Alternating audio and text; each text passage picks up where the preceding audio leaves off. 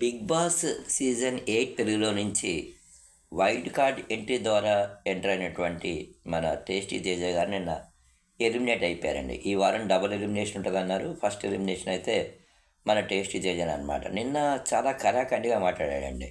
అసలు గౌతమ్ నుంచి ఏదైతే ఏ ఫేవర్ ఎక్స్పెక్ట్ చేయలేదు, అంటే ఒక ఫ్రెండ్ నాతో ఉంటాడు అనే ఫీలింగ్ ఆయన చూపిస్తే, గౌతమ్ నాది సింగిల్ గేమ్, నాకు ఎవరు సపోర్ట్ అవసరం లేదన్నట్టు బిహేవ్ చేసేటువంటి విధానంతో ఆయన బాధపడడమే కాకుండా ఆయన తన వాదనని చాలా బలంగా వినిపించారండి. సరే, ఇంకా ఓటింగ్ పరంగా అంటారా, మరి ఎందుకు తక్కువ వచ్చాయో మనం దానికి ఆన్సర్ అయితే చెప్పలేమండి. కానీ అతను మాత్రం హౌస్లో చాలామందితో బాగానే అరలించాడు. ఈవెన్ ప్రతి టాస్క్లో కూడా తన ఎఫర్ట్ తను పెట్టాడండి. నిజంగానే వాళ్ళ మదర్ని హౌస్లో తీసుకురావడమే తన లక్ష్యం అనుకున్నాడు, తీసుకురాగలిగాడు.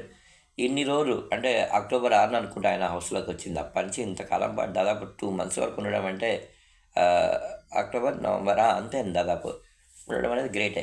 రిమ్యునరేషన్ కూడా చాలా మంచి రిమ్యునరేషన్ అందింది. He deserve it. కొంతకాలం పాటు ఏంటంటే ఈ బిగ్ బాస్లో ఎవరైతే పార్టిసిపెంట్స్ ఉన్నారో వాళ్ళని మనం హీరోలుగా చూస్తాం కదా. అండ్ నిజమే కావచ్చు, బయట కూడా కావచ్చు, రియల్గా కావచ్చు, కానీ చెప్తున్నానండి. కాబట్టి ఏంటంటే డిస్కషన్ మాత్రం బాగానే నడుస్తుంది. అతని నుంచి మాత్రం ఏదైతే ప్రేక్షకులు ఎక్స్పెక్ట్ చేశారో వ్యూవర్స్, అది మాత్రం వచ్చింది. నిన్న గౌతమ్ మాత్రం కొంచెం వెనుకబడి ఉన్నాడనే చెప్పాలండి. నిజంగానే మరి ఆయన అభిమానులకి మరి ఎందుకో కానీ తేజ విషయంలో గౌతమ్ యొక్క వైఖరి ఏదైతే ఉందో అది అంత అట్రాక్టివ్ అని పర్లేదు. రోహిణి గారు కూడా తన సొంత తన ఆడడం చూసాం. నిఖిల్ మాత్రం దూసుకొని పోతున్నాడండి.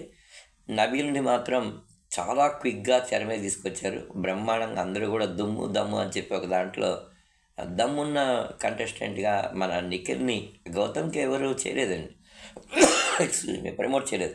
కాకపోతే నబీల్కి మాత్రం చాలా పడ్డా.